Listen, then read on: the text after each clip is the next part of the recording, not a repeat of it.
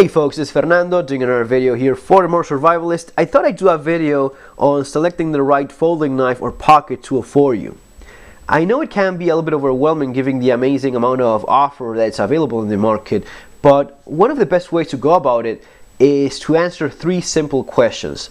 The first one is, what can you actually carry? The second one is, what do you need your folding knife or pocket tool for? And finally, what do you actually want to carry yourself based on personal preference, taste, and your other particular circumstances? Let's go through each one of these questions and you'll see how it starts making sense, and it really helps to narrow down your options. So the first one is, what can you actually carry? And this may be because of local laws that you may have, or maybe because of a working environment where you often find yourself in, and they may have certain regulations regarding folding knives and such. So all these things will already limit your options. Maybe it's a matter of blade length. In some places you cannot have more than 4 or 5 inches of a blade. Sometimes it's about the knife not locking. Sometimes you cannot carry without a specific lawful intent of use a knife that's locked. So maybe a locking blade is not an option for you as of daily regular carry, and you have to go with a slip joint type of knife, something like a Victorinox, that just doesn't lock. Sometimes it's a matter of the edge of the blade. In some places you cannot have a knife that has an edge on both sides. So all these things are already going to be limiting your options, and it's going to be already giving you a few things to keep in mind. Sometimes it's an office environment where there's not any specific, and this may apply for lots of you folks in working in an office. There's not a specific regulation. They just have a general no knife type of thing to go about, but maybe you can get away with having a little keychain type of knife. All right, so all those things you will already have to keep in mind. And also from a practical perspective, a practical limitation, what can you realistically carry? All right, maybe in an office environment, even though it's perfectly legal, maybe having a huge folding knife, if you're in an office wearing a suit all day long, maybe having this clipped to your pocket is not realistically possible for you. All right, even though it may be allowed, it just doesn't make any sense for you. So all those things where we are already looking at some of the things that are limiting you. Now, in terms of what do you need the knife for? What are your intended uses for it? Are you just looking for something that has a sharp edge so as to open envelopes, boxes, open mail and such? Just cutting something whenever you need a sharp edge? Are you thinking of having something that is a little bit more sturdy than that and have a more hard use intended for it? Do you want a knife for emergency use, something that's going to be maybe a little bit tougher on the blade, so you're looking at a bigger, stronger blade with a locking mechanism? Is that what you have in mind for it? A general utility type of knife, maybe has to be a little bit bigger. Maybe you're looking at something that has more than just a simple blade and has maybe screwdrivers and other tools in it as well. Are you looking at it from a defensive point of view? Are you looking maybe at having a knife that can be used for defensive purposes? Then you're going to be going for a fighting knife, or at least a knife that is in part capable of doing such a thing. Are you going for something that is more of a wilderness type of use that you have in mind for it? You're maybe working, or because of an activity that you do, you're looking at having a knife that is capable of a outdoors type of use, and that kind of function is of interest for you. You just want something for emergencies, like the things in which a rescue tool like this Victorinox would be great at, such as breaking windows and cutting seat belts.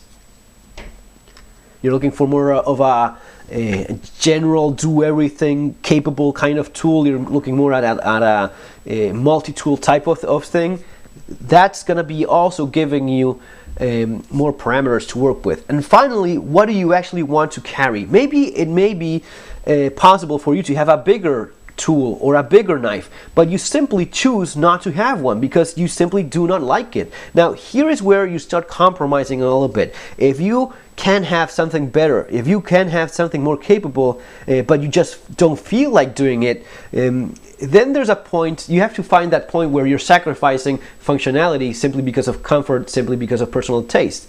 What do you actually want to carry in terms of price as well? How much money do you want to be spending? All right. If you're telling me you just want a sharp piece of metal and that's the only thing that you want, and you just want to spend as little money as possible, maybe you can go for something like this, a dollar type knife. All right. Piece of junk? Well, yeah, kind of, but it is a knife. It does cut. Is the locking blade super strong? No.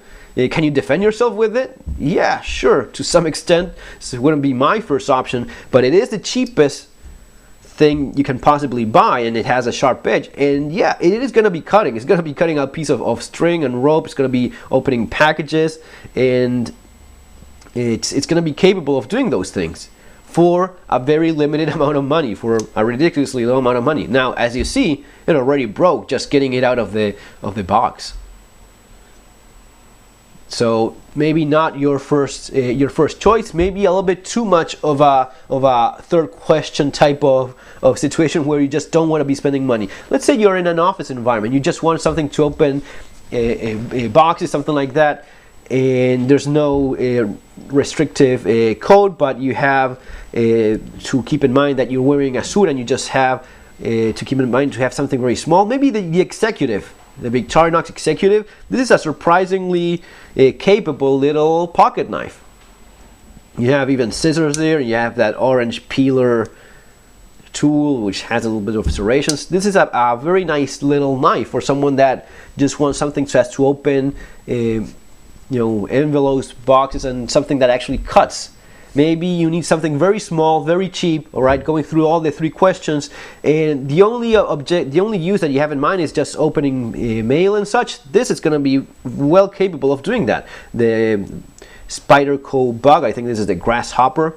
Now let's suppose that you're looking at it from another perspective. Let's suppose that you have these limitations. You cannot have a locking blade, all right, and you cannot have a big multi-tool or a big folding knife, but you want a knife that is still capable of doing a lot of things. You want a knife that is capable of dealing with emergency situations and such, but you have these limitations, all right? And at the same time, you don't want to be spending a ton of money. Maybe this is just what you're looking for.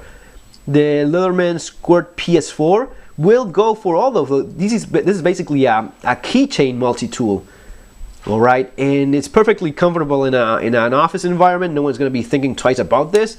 Now, when you open it and you start seeing all the tools that you have in it, that's pretty amazing. And in spite of all those limitations that we're talking about, it is still a multi-tool that, even primed to some extent, you are going to be capable of doing that with the screwdriver. You have those pliers there as well. So in spite of the limitations that you have in the first question in terms of what can you carry, and maybe in the third question in terms of you wanting to spend very little money, but on the second question you want something that is very capable in spite of those, this is maybe one of the best deals regarding that. The Mini Champ as well.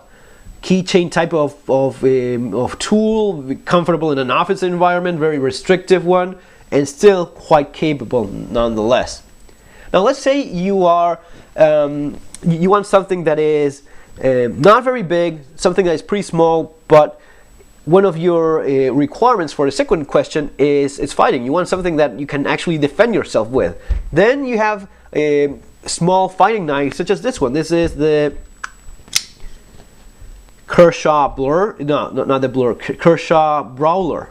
All right, small, cheap as well, very affordable, and still a pretty capable fighting knife. You can use this knife just to defend yourself. You have a fast, you have the possibility of using the clip in any position, which one suits you best. You have the flipper there, assisted opening, which makes it very fast. The blade is pretty sturdy as well, with a tanto tip, good steel, HCR 13 MOV, that's a good steel as well. This is a blade that is, in spite of its small size, and especially because of that finger guard that you have there, this is a very good fighting knife for its size, for being a folder and being pretty small and pretty affordable as well.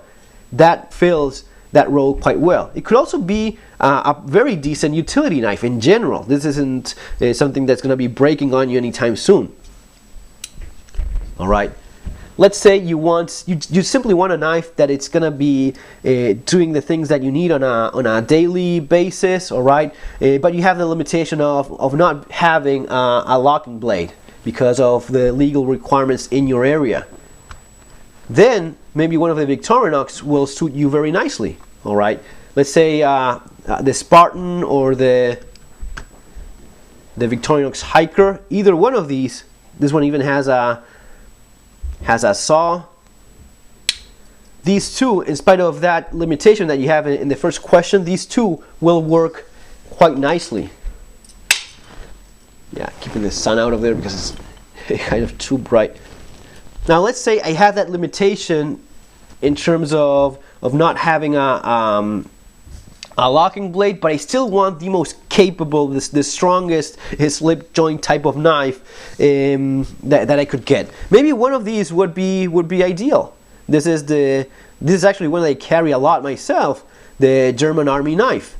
And because it's a German Army knife, which was intended so as to have a military use, the slip joint mechanism that it has is surprisingly strong. It's surprisingly strong. It's when it opens, it stays in place quite nicely. In spite of not having any lock, it's still quite sturdy and it stays there. And it's a slip joint pocket knife that is still capable, and I have used it for many years in that role as a general utility type of knife. Sure, I did some changes myself. Like I customized the tip a little bit there, so it just has to have a more delicate tip for those kind of tasks where I need it. But it fills that role very well. Now let's say you want something along these lines, but a little bit bigger for the outdoors type of use. The Forester from Victorinox as well. You have the saw there, you have the scissors. Something intended for emergency use, thinking of car accidents. For emergency type of use, the rescue tool, which is actually very similar to the soldier as well. This is a great tool for that.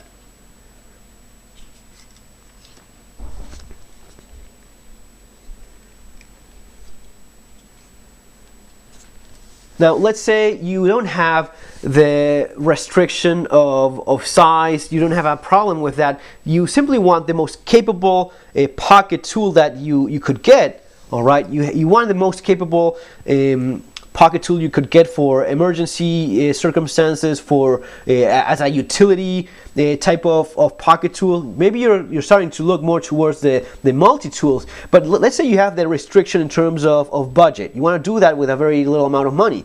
Maybe something like this would work very well for you. The Sidekick, for someone that tells me that they want they want a tool that's not huge but not a problem specifically with size, right? But yes, restricted in terms of budget, the Sidekick would be, yeah, no doubt, it would be one of my first options, absolutely. And this is one that I do recommend to people a lot.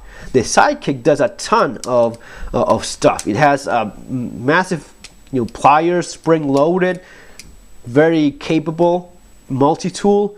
You even have a very decent blade there. Yeah, sure, it's not huge. It's not like one of the bigger knives, but you do have a blade that's going to be good enough for most of those utility type of tests that you may have in mind for it. You have a saw there as well, which is actually quite good. And it's doing all this for what, 30 bucks? If you're telling me that you have maybe a budget, a little bit better of a budget, you can move up to a Wave. The Wave is going to be putting you like, what is it? 30, no, not 30, 60, 70 bucks. Maybe the black one is a little bit more expensive, but the Wave for under 100 bucks, man, it is an extremely capable multi-tool. It's a little bit better than this one, than the Sidekick, in terms of having, yeah, a little bit of a nicer saw, better blade there as well. And especially the diamond coated file, that is particularly nice. Now let's say that you want the most capable multi-tool that you can carry around realistically on a daily basis without any size restrictions that you may have, and you're not particularly worried about money. You're okay with spending a couple $100 or $100 and something bucks. The charge, Leatherman Charge, titanium sculpt handles, very comfortable, premium steel for your blade there. This is, in my opinion, maybe the most capable pocket tool that you can carry around. Okay, so as you see, I hope you're already getting a hang of what I'm trying to go for here. Answering those three questions, understanding what can you have, what is the intended use, and what you actually want to be bothered enough with, that's going to be helping you to a great degree on what you go for. Let's say you just want a folding knife, simple folding knife that is small, light, sturdy. Yeah, you're going to be spending a few bucks. The Delica Classic by Spyderco. This is a very nice little pocket knife, very light as well. It will not bother you whatsoever. Is it a fighting knife? I don't think so. I don't think that would be an ideal, especially because of this. I want something that has a little bit more of a finger guard so as to not have the knife slip forward. Could you use it in an emergency if this is the only thing that you have? Sure, I'd much rather have this than have nothing. But that wouldn't be my first intended role for it. Maybe an even sturdier and stronger utility pocket knife would be the Endura. Saber grind, stronger blade there. Great steel, very light in spite of not being particularly small of a knife. But it's a very capable folding knife. Traditional in many ways, but yes, you could even use it for as a fighting knife, even though this would not be. Now, if that's something that if I'm thinking of maybe just having a medium size but light utility knife, this is what comes in mind for me. Not spending a lot of money. Now, let's say I want something that's cheap.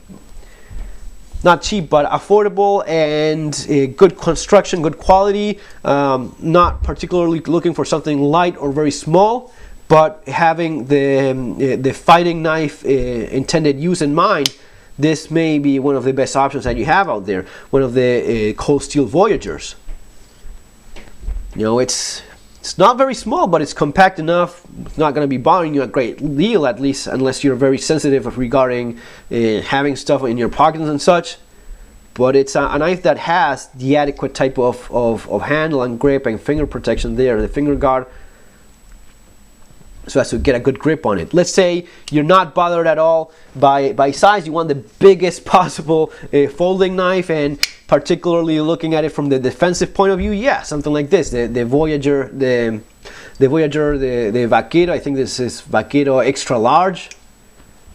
Yes, massive blade. Let's say you want something that does all that, a big folder that's very strong as well, that will do in terms of, it will open all the envelopes and boxes that you want, but it will also be very sturdy in terms of using it as an emergency rescue tool for prying, for smashing stuff, and also as something that can be used in a fight if you ever have to use it in such a way, and you want it to do very well at that as well. Maybe the tactical response by Zero Tolerance. I think it's tactical response. Well, this is the 0200 model, but I saw it under a different name. 0200 or tactical response model. This is a kind of knife that, answering the three questions, what can you actually carry? Well, it's going to be 4 inches, locking, and it is going to be a little bit of a larger type of knife. That's for sure. It's not very compact, even though, you know, I wouldn't say it's as big as some of the more massive folders, but it's a medium-sized pocket knife that will do very well in terms of a knife that will take abuse, like a few others. Particularly good for fighting, absolutely. It has that ideal grip, so as to have great retention.